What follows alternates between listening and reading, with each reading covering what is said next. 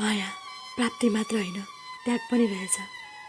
आफूले माया गरेको मान्छेको सुन्दर भविष्यको परिकल्पना गरी संयोगले उसको माया म प्रति कति गहिरो रहेछ भनेर प्रमाणित गर्यो, त्यो पनि उसको ज्यानको सौदा गरेर। अब माया प्रमाणित गर्ने पालो मेरो थियो, किनभने म पनि त उसलाई माया गर्थेँ आफूभन्दा धेरै।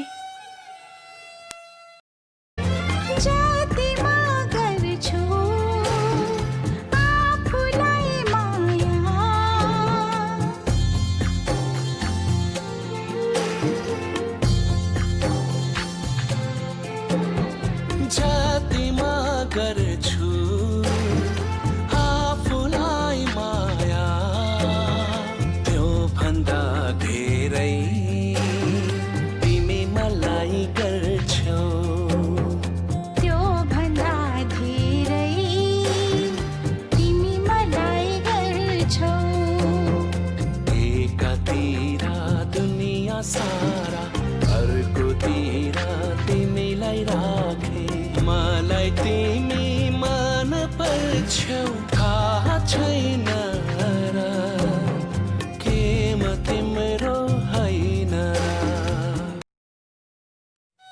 संयोगलाई भेटेर फर्केको दिन मेरा लागि अन्य दिनहरूभन्दा नितान्त फरक थियो। उसलाई हरेक पटक देख्दा भेट्दा मेरो मुटुको धड्कन तेज हुन्थ्यो, मेरो श्वास तीव्र गतिमा चल्थ्यो अनि म र मेरो अनुहार पूर्णिमाको जुनभन्दा पनि उज्यालो हुन्थ्यो। उसलाई भेटेको कैयौँ घन्टासम्म पनि, तर यसपालि मेरो मुटुको वेग शिथिल थियो अनि श्वास त बस मेरो शरीर जीवित राख्ने माध्यम मात्र थियो, किनभने मेरो आत्मा त त्यति बेलै मरिसकेको थियो जुन बेला संयोगले कहिले नभेट्ने बाचा लिएको थियो मसँग, अनि मैले पनि ऊ र उसको संसारमा कहिले नफर्किने बाचा गरेकी थिएँ, उसँग अनि आफैसँग पनि। म तिम्रो शहर छोडी टाढा टाढा जाँदैछु, तिमीसँग कहिले नभेट्ने कसम खाँदैछु। म तिम्रो शहर छोडी टाढा टाढा जाँदैछु,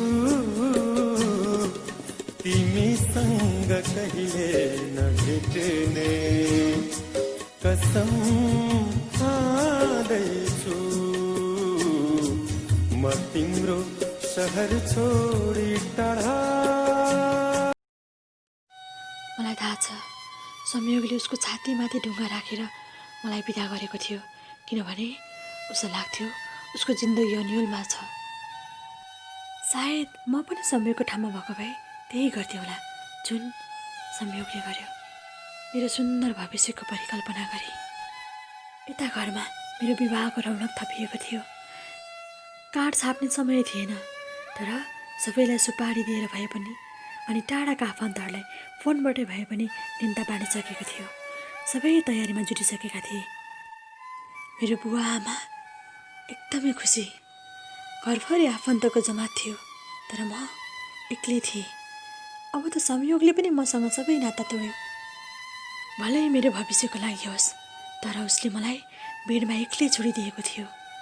ऊ बिनाको जीवन बेरस, नुन बिनाको तरकारी जस्तै, बेग्लै, अनि म एक्लै, ऊ बिना एक्लै।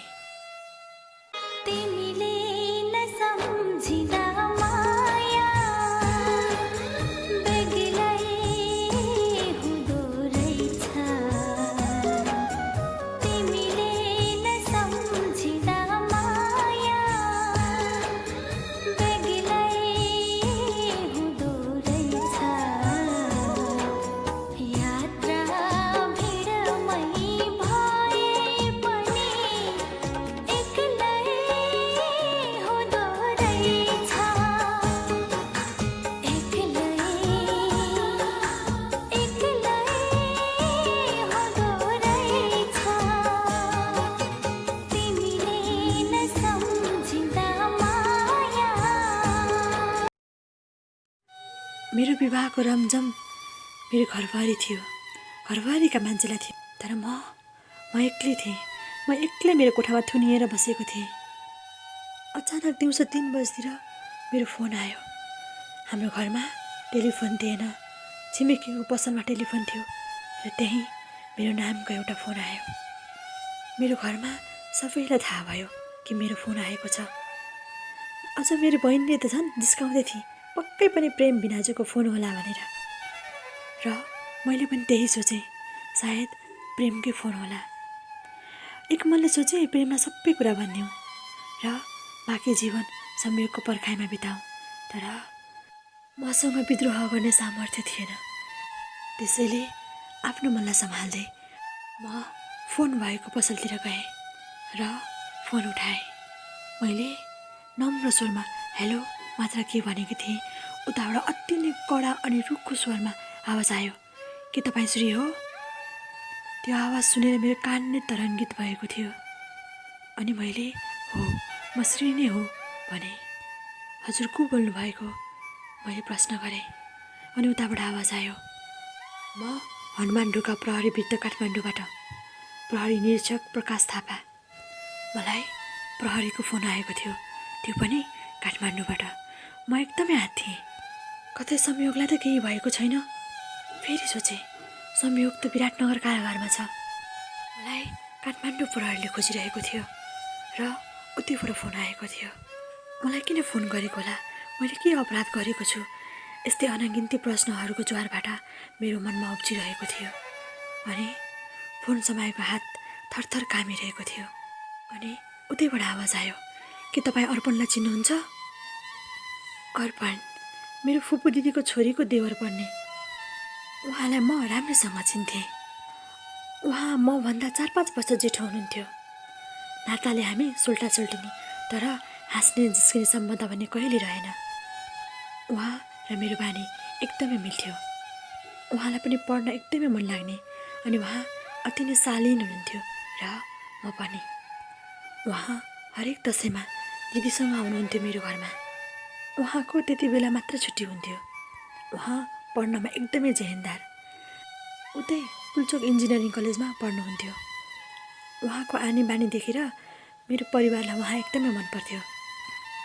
त्यस्तो दसैँमा टिकै लाउन आउनुपर्ने नाता त पर्दैन थियो, तर हरेक दसैँमा उहाँ आउनुहुन्थ्यो र 2 दिन बसेर फर्कनुहुन्थ्यो। अझ भनौँ, उहाँसँग मेरो औपचारिक सम्बन्ध मात्रै थियो। त्यस्तो खासै नजिक पनि भएर कुरा गरेको याद छैन मलाई। उहाँ हरेकपल्ट मेरो घरमा आउँदा मलाई पढ्नमा सहयोग गर्नुहुन्थ्यो, हौसला दिनुहुन्थ्यो। उमेरमा मभन्दा केही जेठो भए पनि उहाँ एउटा मिल्ने साथी जस्तो व्यवहार गर्नुहुन्थ्यो मसँग। साँच्चै नै साह्रै हँसिलो, सबैको मान सम्मान गर्ने, समग्रमा उहाँ एकदमै राम्रो मान्छे। उहाँको नाम प्रहरीले लिने बित्तिकै मेरो मानसपटलमा सभ्य, शालीन र हँसिलो मानिसको छाप बसिसकेको थियो, जुन अर्पणको थियो। र मैले प्रहरीलाई उत्तर दिएँ, चिन्छु। मैले यति भन्न नसकिँदै प्रहरीले भन्नुभयो, तपाईँको नाममा केस दर्ता भएको छ। अर्पणजीले आत्महत्या गर्ने प्रयास गर्नुभएको छ। हाल उहाँ अचेत अवस्थामा अस्पतालमा भर्ना हुनुहुन्छ। तपाईँ तुरुन्त काठमाडौँ आउनु पर्यो। यो कुरा सुनेर म दङ्ग परेँ। झाँगाबाट खसे जस्तो अनुभूति भयो मलाई। अर्पणले आत्महत्या गर्ने प्रयास गरेको? अनि मेरो नाममा किन केस दर्ता भयो? मैले के गरेको छु र मैले सोही प्रश्न प्रहरीसँग राखेँ। खै के गल्ती गरेको छ त्यो त अर्पणजीको होस आएपछि मात्र थाहा हुन्छ। अहिले तपाईँ काठमाडौँ आउनु पर्यो, नत्र हामी तपाईँलाई लिन आउँछौँ। यो सुनेपछि मलाई के गरौँ भयो। मन एकदमै हात्तियो। मैले हुन्छ मात्र भनेर फोन राखेछु। पछि पो याद आयो, घरमा सबैले प्रेमको फोन आएको होला भनेर कसैले केही सुन्नु भएन। तर मेरो मनमा भुइँचालो गइरहेको थियो। अब कसरी काठमाडौँ जाने? बिहे हुन मात्र 3 दिन बाँकी छ। घरमा सबैजना खुसी छन्। यदि म घरबाट काठमाडौँ गएन भने प्रहरी मेरो घरमै आइपुग्नेछ, मलाई समात्नेछ। मेरो बुबा आमाको कति बेइज्जत हुनेछ, त्यसको म कल्पना पनि गर्न सक्दिनँ। म एकदमै दुधारमा परिरहेको थिएँ। म एक्कासी आँटिएको देखेर मेरो साथी प्रज्ञा र सुधा दुवै चिन्तित थिए। त्यसपछि मैले सबै कुरा उनीहरू दुवैलाई भने। म काठमाडौँ जाने बाहेक अरू कुनै विकल्प देखेनन् उनीहरूले पनि। अनि उनीहरूकै सहयोगमा साँझ 5:30 बजेको मकालु यातायातको बस चढेर म काठमाडौँतिर आएँ र उनीहरूलाई भने म हिँडेपछि मात्रै घरमा सबै कुरा भन्नु है। म भोलिपल्ट नै फर्किने प्रयास गर्नेछु। मैले उनीहरू दुवैलाई भने। त्यति बेला प्रज्ञा र सुधाले मलाई एकदमै सहयोग गरेका थिए। तर अहिले उनीहरू आफ्नो आफ्नो घरमै व्यस्त छन्। हामी सँगै स्कुल अनि कलेज गएका हौँ, अति नै मिल्थ्यौँ। आज उनीहरू कस्तो अवस्थामा छन् मैले उनीहरूलाई नभेटेको पनि धेरै भयो। फेसबुकमा एड त छन् तर खासै कुरा हुँदैन। समयसँगै सबै कुरा बदलिएछन्। उनीहरूलाई भेट्ने एकदमै रहर छ। पहिला हामी घन्टौँसम्म कुरा गर्थ्यौँ, त्यसरी नै कुरा गर्न मन छ अहिले पनि।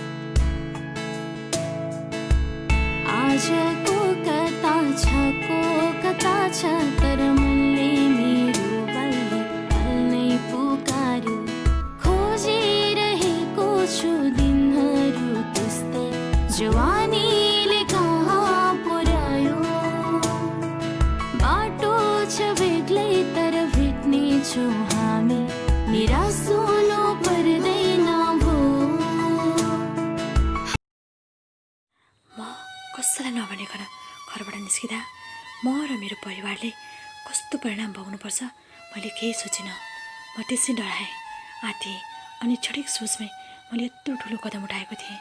सोचेँ भोलिपल्ट घर फर्किहाल्छु नि अनि सब ठिक हुन्छ। मनमा अनगिन्ती प्रश्नहरू उठिरहेको थियो। अर्पणले किन यस्तो गरेको होला? म घरबाट त निस्केँ, मेरो घरमा के भइरहेको होला? मेरो चरित्रमाथि कति प्रश्नहरू उठिरहेको होला? यस्तै यस्तै अनगिन्ती सवालहरू। भोलिपल्ट बिहान काठमाडौँको कलङ्की भन्ने ठाउँमा पुगेँ। सबैलाई झर्न भनी गाडीको सहचालकले आग्रह गर्नुभयो। म पहिलोपटक काठमाडौँ आएकी थिएँ। भन्छन् काठमाडौँ त सपनाको सहर रे। तर मैले मात्र इँटा ढुङ्गाबाट सर्जिएको कङ्क्रिट सहर पाएँ। एकदमै अव्यवस्थित, भिडभाड, मान्छेसँग मान्छे ठोकिने, एकदमै उकुस मुकुस भइरहेको थियो मलाई काठमाडौँको हावामा।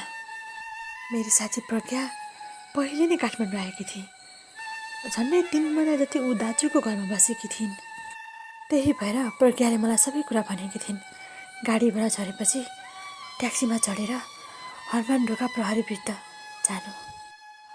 मैले उसले भने चाहिँ गरेँ। ट्याक्सीमा चढेँ र हनुमान ढोका प्रहरी वृत्त कार्यालय पुर्याइदिनु भनेर मैले उहाँलाई अनुरोध गरेँ। म एकदमै थाकेकी थिएँ। मेरो यो पहिलोपटक लामो यात्रा थियो। म त ट्याक्सीमा निधाएछु। यस्तै बिहानको 8:30 बजेतिर ट्याक्सीवाला दाइले मलाई हनुमान ढोका प्रहरी कार्यालय पुर्याइदिनु भयो। प्रहरी कार्यालयमा त्यो पनि म एक्लो केटी मान्छे। भित्रभित्रै मलाई एकदमै डर लागिरहेको थियो। तर त्यो डरको सामना मैले गर्नै पर्ने थियो। मैले आफूलाई निर्दोष साबित गर्नु थियो। मैले कुनै पनि अपराध गरेको थिइनँ। अनि बिस्तारै म अगाडि बढेँ। बाहिर एकजना सिपाही उभिनु भएको रहेछ। मैले उहाँलाई सोधेँ, प्रहरी निरीक्षक प्रकाश थापा कहाँ हुनुहुन्छ? उहाँले हातको इसाराले भित्रतिर देखाउनु भयो। भित्र अरू मान्छेहरूको पनि चहल पहल थियो। अनि एउटा कोठाको बाहिरपट्टि लेखिएको थियो प्रकाश थापा प्रहरी निरीक्षक। अनि तलपट्टि सानो अक्षरमा लेखिएको थियो भित्र। यसबाट प्रष्ट हुन्थ्यो उहाँ भित्र हुनुहुन्थ्यो। मैले बिस्तारै ढोका ढकढकाएँ अनि म भित्र पसेँ।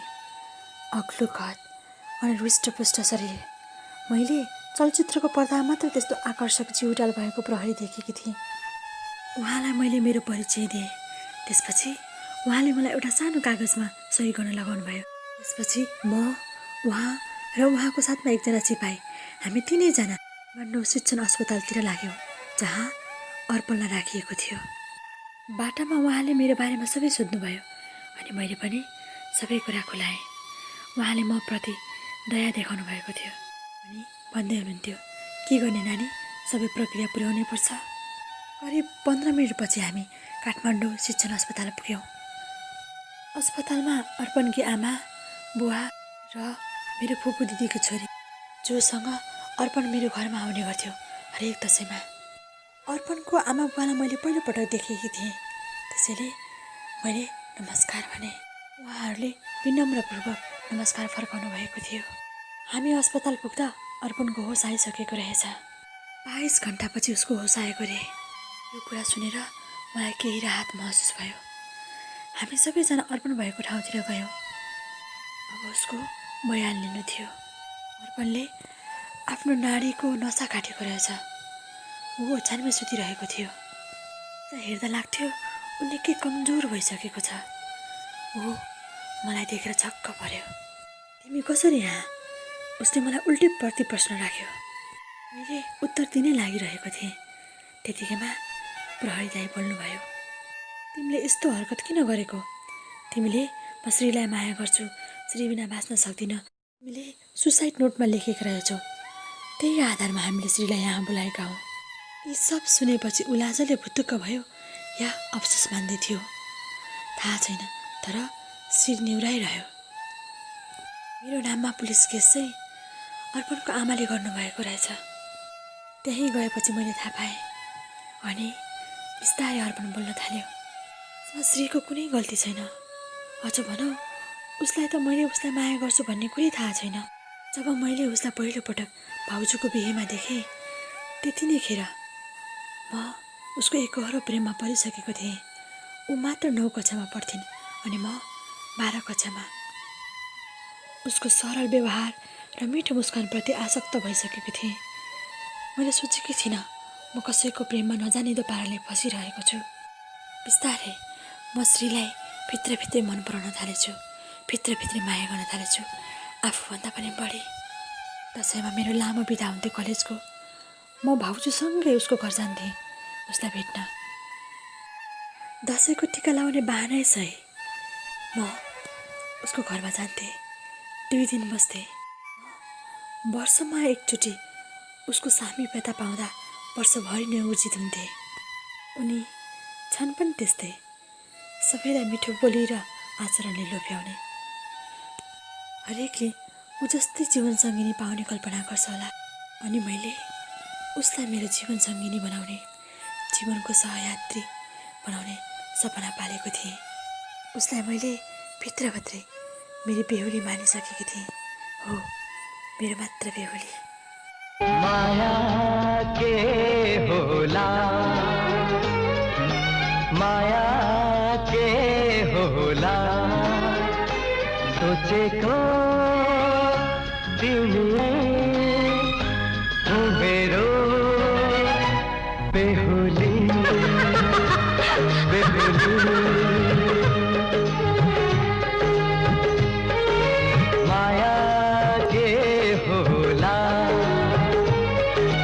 माया के होला, सोचेको तिमी नै हो मेरो बेहुली।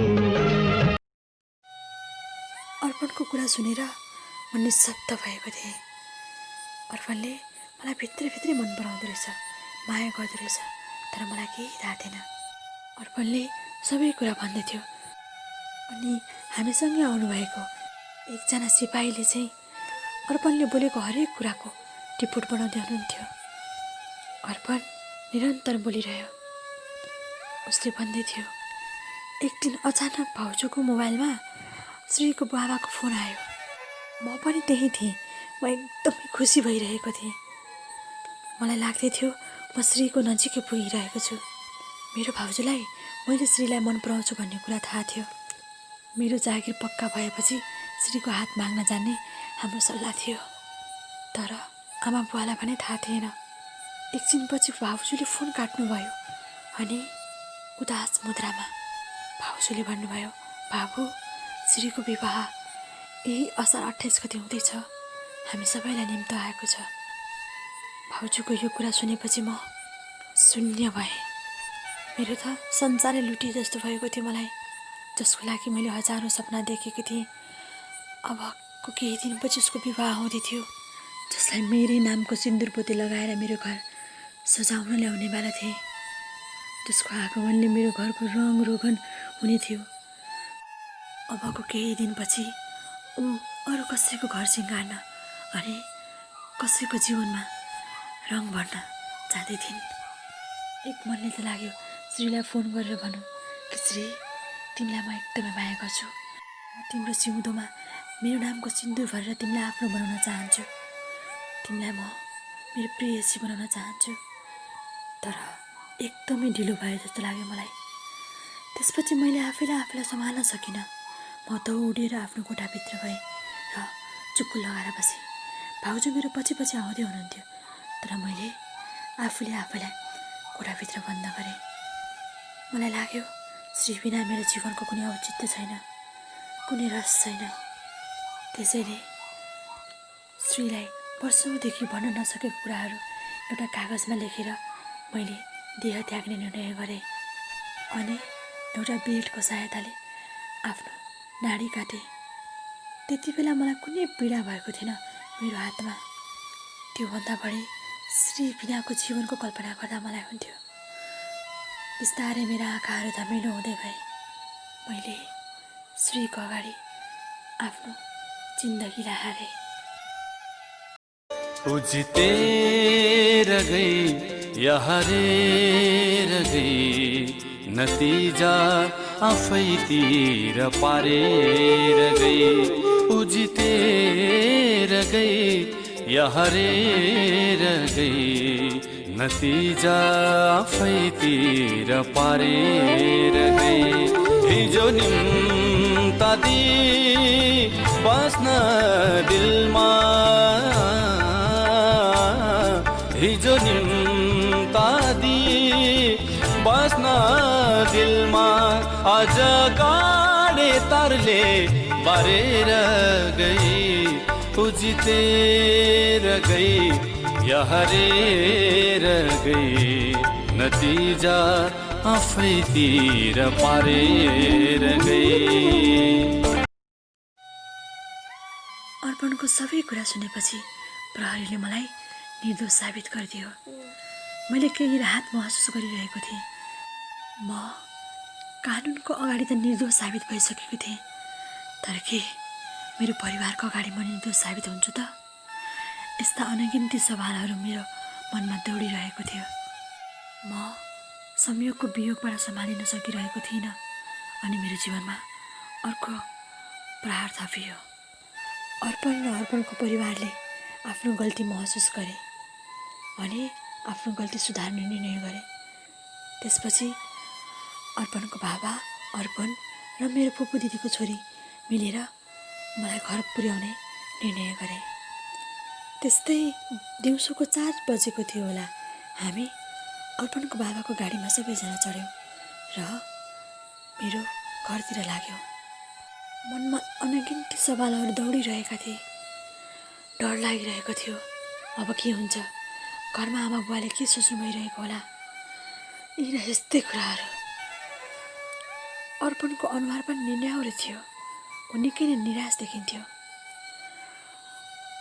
उसलाई एकदमै पश्चाताप भइरहेको थियो। बेलुकी 8 बजेतिर हामी खाना खाने ठाउँमा पुग्यौँ। सबैजना गाडीबाट ओर्लिनु भएको थियो। म र अर्पण मात्र गाडीमा थियौँ। बिहानदेखि अर्पण मसँग एक वचन पनि बोलेको थिएन। सायद अहिले एकान्त पाएर होला। उसले कुरा अगाडि बढायो अनि मसँग भन्दै थियो, श्री, मलाई माफ गर। मैले गरेको यो सानो भुलले तिमीलाई एकदमै दुःख भयो, तर मैले आफैलाई सम्हाल्न सकिरहेको थिइनँ। तिमीलाई पहिलोपल्ट देख्दा नै तिम्रो सरलताप्रति म कायल भइसकेको थिएँ। खै के जादु गर्यो तिमीले, मलाई केही थाहा छैन। मैले मनमने तिमीसँग मेरो बुढेसकाल बिताउने सपना पालेको थिएँ। खै के छ त्यस्तो तिमीसँग, त्यो मलाई थाहा छैन। तर मैले तिमीसँग नै मेरो जीवन बिताउने रहर पालेको थिएँ, मात्र तिमीसँग। रहर छ सँगै हुने तिमीसँग, के छ त्यस्तो कुन्नी तिमीसँग। मनको ढुकीमा महसुस गर, तिम्रो छाया पनि तिम्रै वरपर छुनी तिमीसँग। रहर छ सँगै हुने तिमीसँग, के छ त्यस्तो कुन्नी तिमीसँग।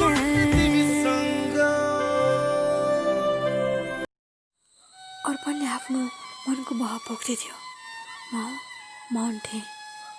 उसले अगाडि भन्यो, तिमीसँगको एकपल्टको भेटले म वर्षभरि ऊर्जावान हुन्थेँ। तिम्रो लागि मैले कति मेहनत गरेको थिएँ, धेरै मेहनत गरेर पढेको थिएँ। राम्रो अङ्क पनि आइसकेको थियो। म तिम्रो लायक बन्न चाहन्थेँ। त्यसपछि तिम्रो सामु आएर तिम्रो जीवनभरको साथ माग्न चाहन्थेँ। तर हेर न, आज समयले कहाँबाट कहाँ पुर्यायो हामी दुवैलाई। अर्पणको कुरा सुनेर म मौन नै रहेँ। उसले आफ्नो सारा सपना ममा देखेको रहेछ। हुन त सपना मैले पनि देखेको थिएँ, संयोगसँग मेरो पुरै जीवन बिताउने। तर मेरो सपना पनि त अधुरै भएको थियो। मैले जतिको राम्रोसँग अर्पणको समस्या र पीडालाई कसले बुझ्छ होला र। आफूले माया गरेको मान्छेबाट टाढा हुनु जस्तो दर्दनाक अरू केही हुँदैन रहेछ। यो सब मैले राम्रोसँग बुझेको छु। त्यसैले मैले अर्पणलाई केही भनेन, मात्र म मौन बसेँ। एकछिनपछि सबैजनाले खाना खायोरी फेरि हामी आफ्नो गन्तव्यतिर लाग्यौँ। जति गाडी तेज गतिमा दौडिँदै थियो, त्योभन्दा पनि बढी तेज गतिमा मेरो मुटुको धड्कन दौडिँदै थियो। सायद सबैको मनमा अन्तर्द्वन्द चलिरहेको थियो। सबै मौन थिए। मेरो जस्तै सबैको मनमा अनेकौँ सवालहरू आइरहेको थियो होला। भोलिको दिन कसरी सामना गर्ने होला भन्ने। बिहान 6 बजेतिर हामी चढेको गाडी मेरो घर अगाडि रोकियो। 2 दिन 2 रात म मेरो घरबाट टाढा थिएँ। 2 दिन अगाडि मेरो घर अगाडि गाडिएको किराका खम्बाहरू र त्यस खम्बामा झुन्ड्याएको शुभ विवाहको तोरण त्यहाँ थिएन। मेरो घरको कौसीमा पाल र पण्डालहरू टाँगिएका थिए, त्यो पनि त्यहाँ थिएन। आफन्तले भरिभराउ मेरो घर सुनसान थियो। म एकदमै आत्तिएँ। मेरो हात खुट्टाहरू कामिरहेका थिए। मेरो खुट्टाहरू अगाडि बढ्नै मानेको थिएन। सबैभन्दा पहिले अर्पणको बुबा अनि मेरी दिदी, त्यसपछि अर्पण र म सँगै अगाडि बढ्यौँ। मेरी आमाले मलाई सबैभन्दा पहिले देख्नुभयो। उहाँको अनुहारमा रिस, क्रोध र असङ्ख्य प्रश्नहरू जागिरहेको थियो। त्यसैबीच बुबा पनि बाहिर आउनुभयो। बुबाको क्रोधले सीमा नागिसकेको थियो। उहाँ दौडिएर मतिर आउनुभयो अनि मलाई एक झड्कन हान्नुभयो। त्यो झड्कन कतिखेर मेरो गालामा बर्सियो थाहै भएन। एकैचोटि म लामो निन्द्राबाट बिउजिएको जस्तो आवाज भयो मलाई। अझ पिट्न झम्टिँदै हुनुहुन्थ्यो। यतिकैमा अर्पणको बुबाले रोक्नुभयो बुबालाई। यो बिचमा अर्पणको बुबा र मेरो बुबाको पनि भनाभन भयो। मेरो बुबाको ठाउँमा उहाँ एकदमै जायज हुनुहुन्थ्यो। म शिर निहुर्याएर उहाँको अगाडि निशब्द भएर उभिरहेँ। एकाएक गाउँका सबै मान्छेहरू जम्मा भए। गाउँको अध्यक्षलाई पनि बोलाइयो। पञ्चायत मिटिङ नै राखियो। त्यतिन्जेलसम्म पनि मलाई मेरो घरमा छिर्ने अनुमति दिएको थिएन। प्रेमले मसँग विवाह पनि तोडिसकेको रहेछ। जुन समाजले मलाई आदर्श छोरीको संज्ञा दिएको थियो, त्यही समाजले म 2 दिन 2 रात घरबाट हराउँदा चरित्रहीनको उपनाम पनि दिइसकेको रहेछ। त्यसपछि मलाई त्यो समाजप्रति घृणा लागेर आयो। त्यही समाजको लागि, त्यही समाजको डरले मैले संयोग र मेरो प्रेम सम्बन्ध सधैँ लुकाएर राख्न चाहेको थिएँ।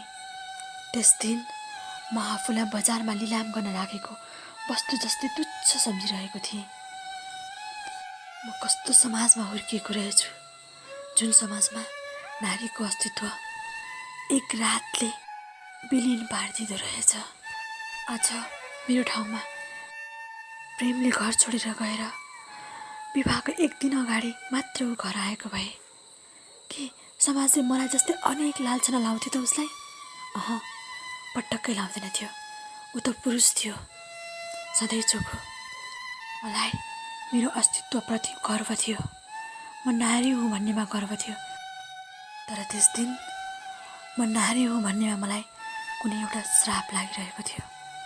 साँच्चै नै म वस्त्र लगाएर पनि समाजको आँखा अगाडि म पुरै नाङ्गिसकेकी थिएँ।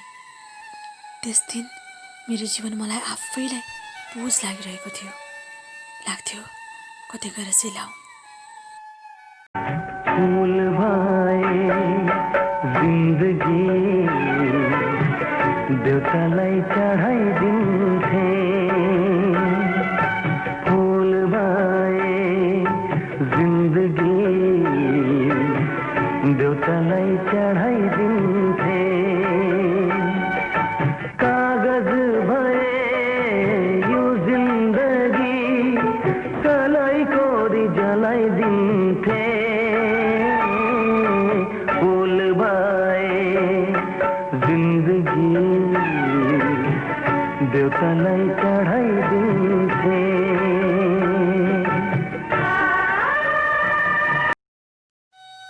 त्यस समाजको भेलामा केही भनाभन भयो मेरो बुबा र अर्पणको बुबाको बिचमा फेरि एकपल्ट। तर सत्य कुरा सबै खोलेपछि मेरो बुवा र समाजका अगुवाहरूले मलाई चाहिँ केही हदसम्म निर्दोष माने। तर मेरो बुवाले रुँदै भन्दै हुनुहुन्थ्यो, अब मैले मेरो छोरीलाई कहाँ लगेर बिकाउने? मानौ म कुनै वस्तु हो, त्यो पनि कुहिएको सडेको वस्तु जसको कुनै मोल थिएन। मेरो मनमा के चलिरहेको छ कसैले एक वचन पनि सोधेनन्। अन्त्यमा मेरो परिवार, अर्पणको बुबा अनि ठेकेदारहरूले मेरो र अर्पणको विवाह गर्ने निर्णय गरे। म प्रेमसँग मेरो विवाहको कुनै निर्णय हुँदा पनि मौन थिएँ र त्यस दिन पनि मौन नै थिएँ, किनभने मलाई थाहा थियो मेरो भावनाको कुनै कदर हुँदैन भन्ने कुरा। मेरो विवाह तोकेकै मितिमा हुने भयो, अर्थात् असार 28 गते नै हुने भयो। तर प्रेमसँग होइन, अर्पणसँग। मेरो भाग्यले मलाई कस्तो मोडमा ल्याएर राखिदिएको थियो, जहाँ जे जस्तो भए पनि मेरो हार निश्चित थियो। के सोचेको थिएँ, के सपना पालेको थिएँ, तर सोचे जस्तो नहुँदो रहेछ।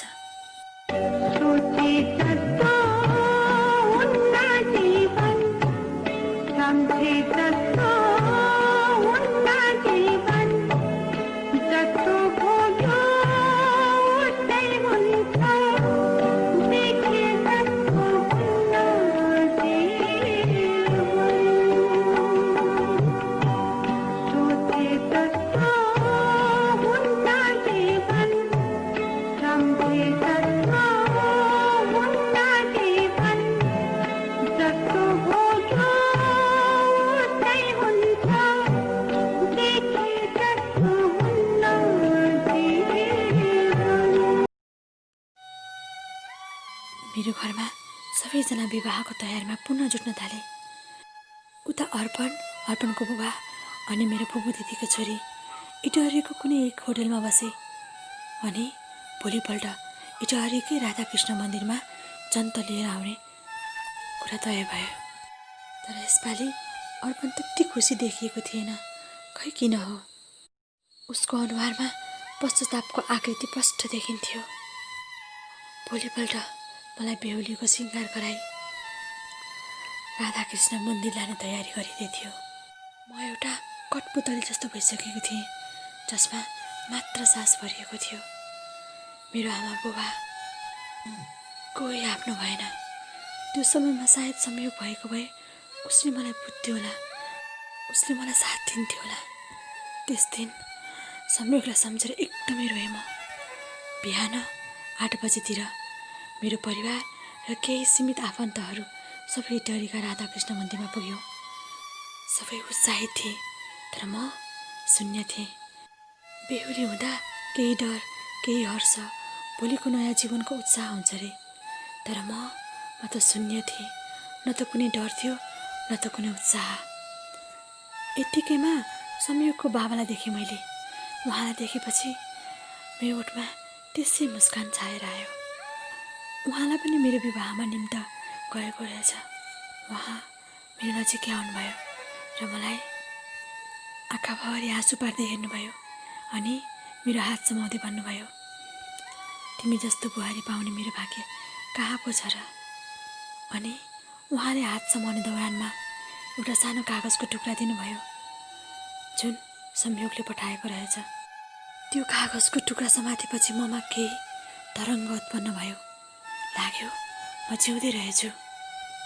अनि टोयलेट जाने बहानामा म मानिसको भिडबाट भन्दा केही पर पुगेँ र कागज खोलेँ र पढेँ। उसलाई लेख्न आउँदैन थियो, सायद अरू कसैले लेखेको हुनुपर्छ, तर उसको भाव कागजभरि छचल्किएको थियो।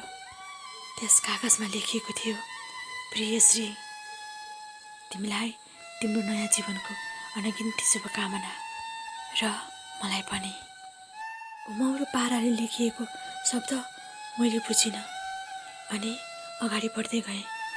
श्री, तिमी साँच्चै मेरो लागि वरदान थियौ र छौ पनि। जुन दिन तिमी मलाई भेट्न आयो त्यसै दिनको भोलिपल्ट मेरो पेन्डिङ केस सक्यो, मलाई सफाइ दिइयो। म खुसीले पागल भएको थिएँ। तिमीलाई भेट्न आतुर भएको थिएँ।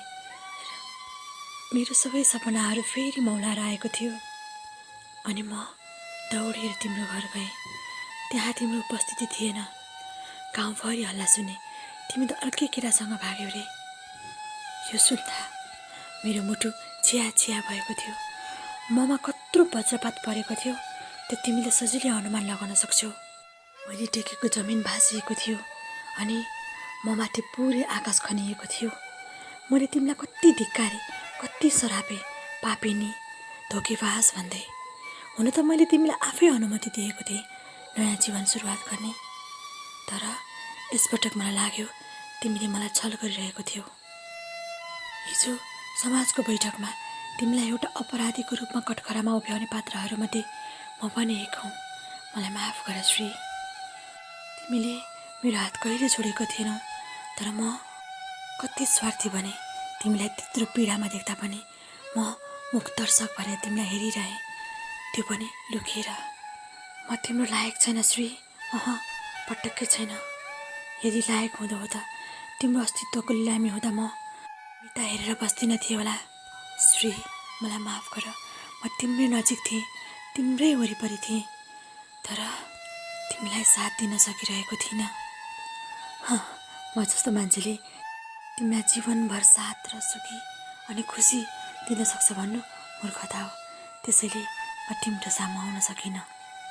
तिम्रो सामु, तिम्रो अगाडि आँखा जुधाएर उभिन सक्दिनँ श्री। म तिम्रो अपराधी हुँ। तिमीले नयाँ जीवन सुरु गर्नु मेरो तर्फबाट तिमीलाई अनगिन्ती शुभकामना। तर मैले तिमीलाई दिएको चोट पनि कहिले नभुल्नु। मलाई तिमीले सधैँ घृणा गरिरहनु। हुन त म तिम्रो घृणाको लायक पनि छैन, तर प्लिज तिम्रो मायाले नभए पनि तिम्रो घृणाले नै सही, तर तिम्रो पवित्र मुटुको कुनै एउटा कुनामा मलाई बास दिनु है श्री। तिमीहरू कसैको भए पनि हाम्रो पवित्र मायालाई कहिले नभुल्नु है। उही तिम्रो हुन नसकेको संयोग। सँगसँगै सहेको त्यो घाम पानी नभुल्नु है। तिम्रो मेरो चोखो प्रेम कहानी नभुल्नु है।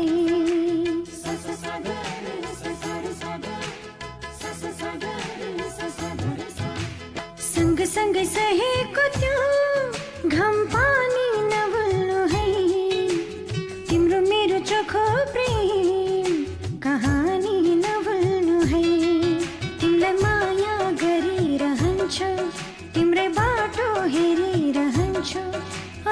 मसँग मनमुटु नसाट्नु तिमीले तिम्रै भर परिरहन्छु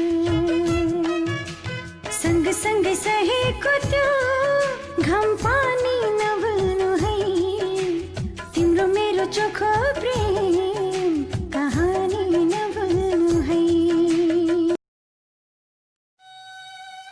संयोगको पत्र पढेपछि म एकदमै खुसी भएँ। कमसेकम संयोग जेलबाट छुटेछ, ऊ त्यो नर्कबाट मुक्त भएछ। तर ऊप्रति मलाई घृणा पनि जागिरहेको थियो। ऊ मेरै वरिपरि थियो। ऊ मेरै वरिपरि भएर पनि मेरो पीडालाई कसरी हेर्न सकिरहेको थियो। मेरो आँखाले उसलाई खोजिरह्यो त्यस दिन पनि, तर ऊ थिएन। म सधैँ उसको बेहुली बन्ने कल्पना गरिरहन्थेँ, तर आज म अरू कसैको बेहुली भइरहेको थिएँ। धेरै ढिलो भइसकेको थियो। सबैले मलाई बोलाउन थाले। उसको अन्तिम चिनोलाई मैले सम्हालेर राख्न पनि सकिनँ, त्यहीँ च्यातेर फालिदिएँ। तर मनभरि उसको माया थियो, त्यसलाई फाल्न सकिरहेको थिइनँ। त्यस दिन पनि र अहिले पनि। अर्पण पनि आइसकेको रहेछ जन्त लिएर। अर्पण केही नर्भस देखिन्थ्यो, तर बेहुलाको कपडामा साँच्चै राजकुमार चाहिँ देखिन्थ्यो। मैले यही बेहुलाको कपडामा संयोगलाई सम्झिएको थिएँ त्यस दिन, तर सोचे जस्तो कहाँ पो हुँदो रहेछ र। अब त म अर्पणको दुरै भइरहेको थिएँ, अनि उसको कुलको इज्जत, अनि ऊ मेरो श्रृङ्गार। सानो छँदा सुनेको थिएँ एउटा त्यसको कथा मैले, त्यो कथाको राजकुमारी मेरै सम्पाएँ अहिले। जे सुने था साँच्चै आज भयो त्यही, तिमी नै हौ तिमी मेरी दुलही, तिमी नै हौ तिमी मेरी दुलही। स्कुल जाँदा पढेको थिएँ बाइकनकी घोडा चढाई, लैजान्थ्यो रे राजकुमारले मदेखि नै चोरी मलाई। जे पढे थिएँ साँच्चै याद भयो सही, म हूँ हजुरकी प्यारी दुलही, हाँ म हूँ हजुरकी प्यारी दुलही।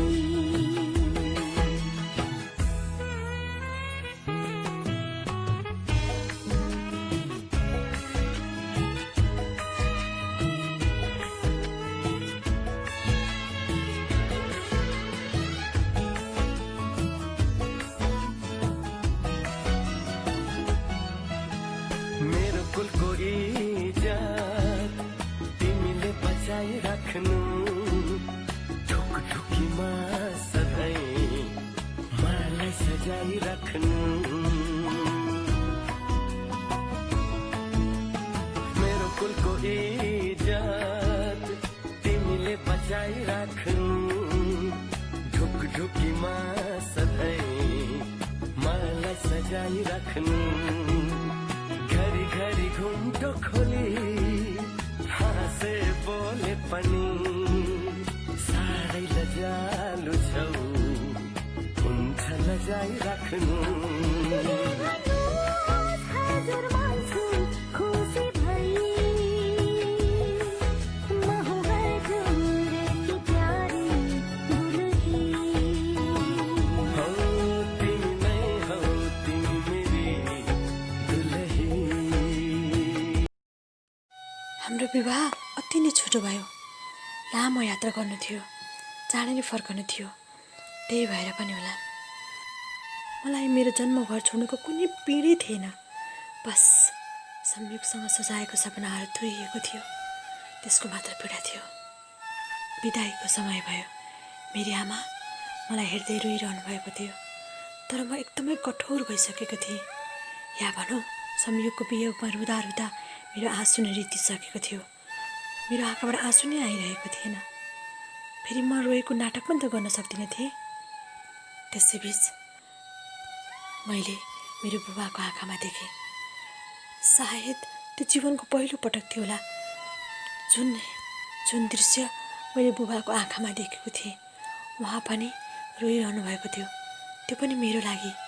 मैले त सोच्थेँ जहिले पनि बुबाले मलाई हेला गर्नुहुन्छ जस्तो लाग्थ्यो, जहिले गाली गरिरहनुहुन्थ्यो, जहिले रुखो बोल्नुहुन्थ्यो।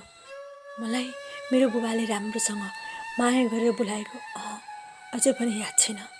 तर त्यस दिन मैले बाबुको माया कस्तो हुन्छ उहाँको आँखामा देखेँ।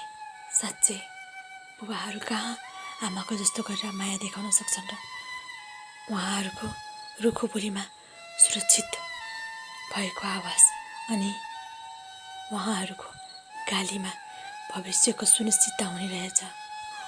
उहाँहरू समाजको कुदृष्टिबाट हामीलाई जोगाउन भए पनि रुखो बन्नै पर्ने। हाम्रो पाइला अगाडि सार्दा सार्दै आफ्नो खुट्टाको चप्पल फाटेको याद नहुने बुवाहरू। बुवाको आँखामा आँसु देखेपछि मेरो मन थामिएन, एक्कासी भक्कानिएर आयो। म दौडिएर गएर बुबालाई अँगालो मारेर रोएँ। त्यो पल साँच्चै मेरो लागि अमूल्य थियो। जुन पल मेरो बुबा मेरो बिदाईमा रोइरहनु भएको थियो, साँच्चै। छोरी मलाई भागी भागी न सताऊ, कानमा आई सुटुक बताऊ। छोरी मलाई भागी भागी न सताऊ, कानमा आई सुटुक बताऊ। तिमीलाई बाबाको माया कति लाग्छ रे, तिमीलाई बाबाको माया कति लाग्छ रे।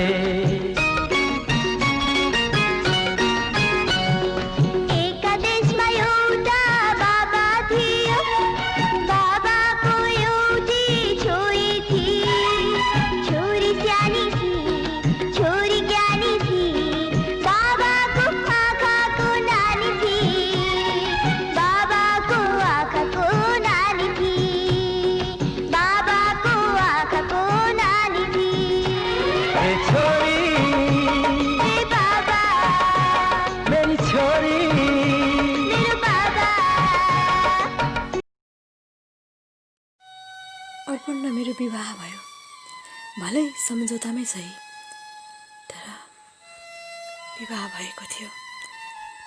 अर्पण अनि अर्पणको परिवार एकदमै खुसी थियो। हामी अर्पणको घरमा राति 2 बजी पुग्यौँ। राति पुगे पनि घर भने अति नै सुन्दर तरिकाले सजाएको थियो। झिलिमिली बत्ती र सुन्दर फुलहरूले मेरो स्वागत गरिरहेको थियो। अर्पणको आमाले सिँगार्नु भएको अरे घर। त्यस दिन मेरो र घरको सिँगार दुलही झैँ थियो।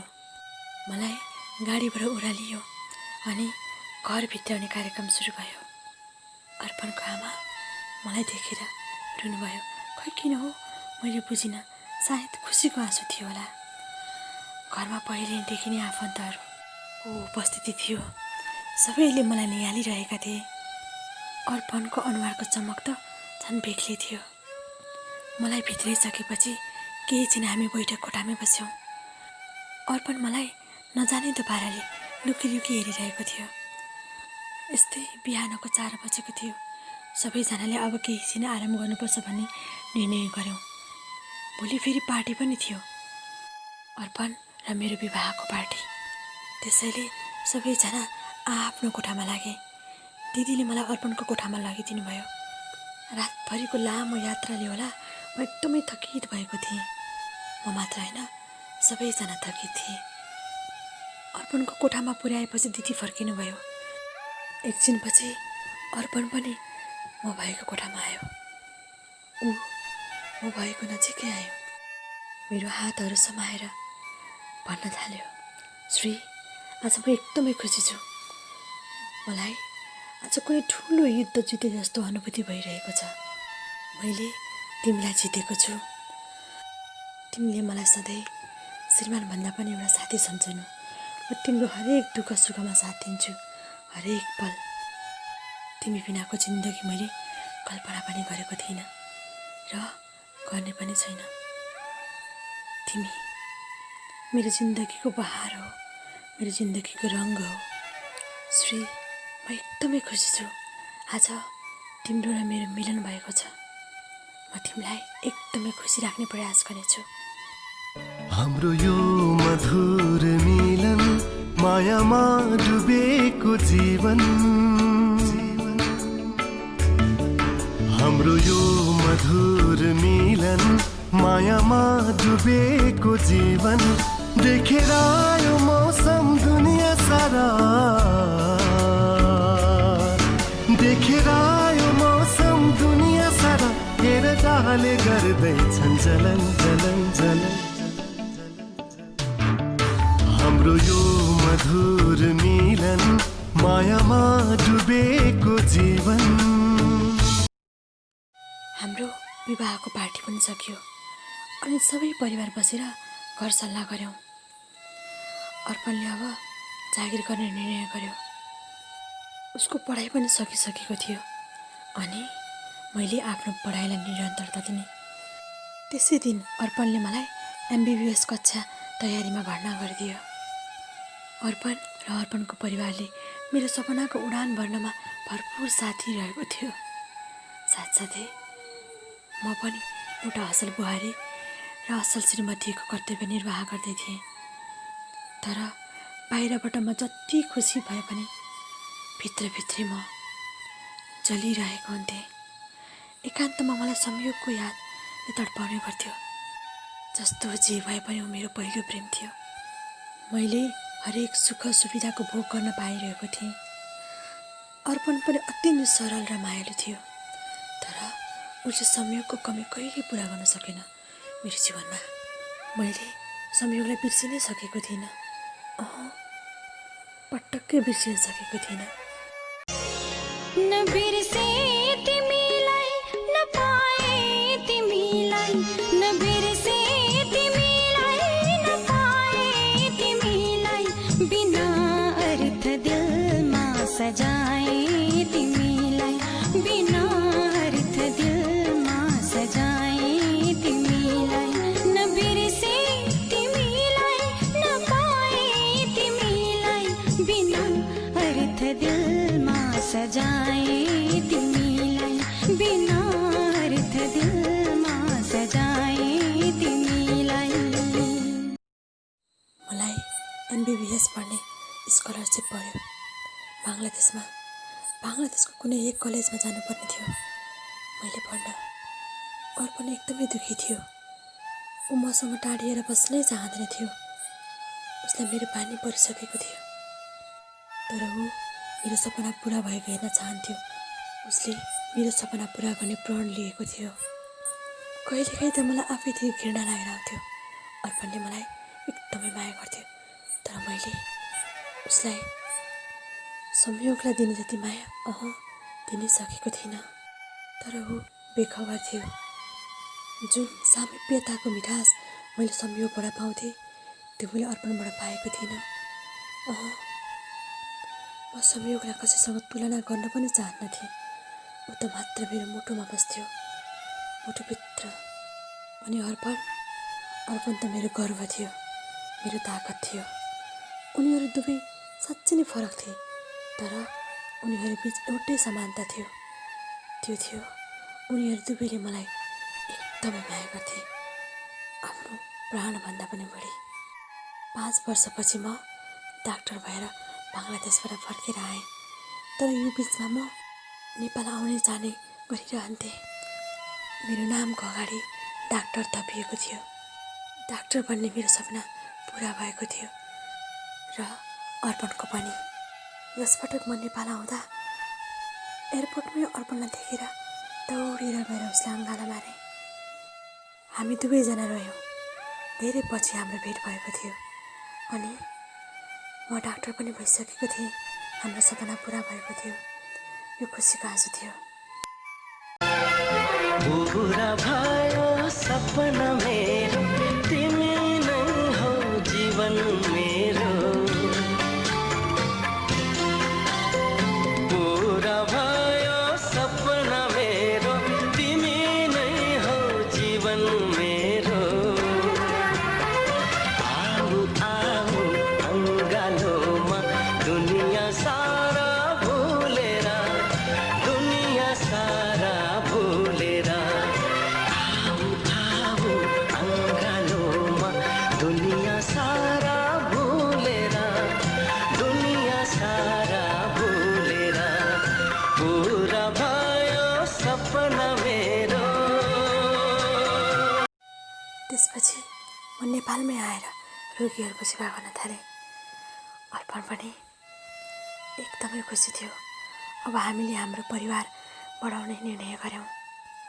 केही वर्षपछि हाम्रो एउटा छोरा अनि एउटा छोरी भयो।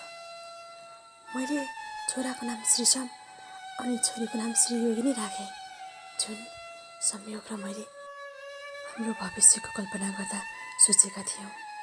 हो, त्यही नाम राखेँ मैले। छोराछोरीको नाम लिँदा मलाई सधैँ आत्मसन्तुष्टि हुन्थ्यो। संयोग मेरै वरिपरि छ जस्तो लाग्थ्यो मलाई। उनीहरू अर्पणको सन्तान हुन्, अर्पणको रगत हो। तर सपना त मैले र संयोगले देखेको थियौँ नि, र त्यो सपना मैले पुरा गरेँ। थाहा छैन संयोग कहाँ छ, कस्तो अवस्थामा छ, के गर्दैछ। उसलाई अन्तिम पटक मैले जेलभित्र भेटेको थिएँ। त्यसपछि आज झन्डै 14 वर्ष हुन लागिसक्यो। उसको कुनै खबर मैले पाएको छैन। मैले उसलाई मेरो गाउँमा पनि खोजी गरेँ, तर उसको बारेमा कसैलाई केही थाहा छैन। ऊ कहाँ गयो, कता हरायो। म र मेरो आँखाहरू अझै पनि उसलाई खोजिरहेको छ। बाटामा कुनै सुन्तले रङको टी सर्ट लगाएको बच्चा देख्यो भने मलाई संयोगको याद आउँछ। म हरेक भिडमा उसलाई खोज्ने गर्छु, हरेक अनुहारमा उसलाई खोज्ने गर्छु, तर अहिलेसम्म पाएकै छैन मैले। उसको खोजी निरन्तर चलिरहेको छ। कहाँ छौ कहाँ छौ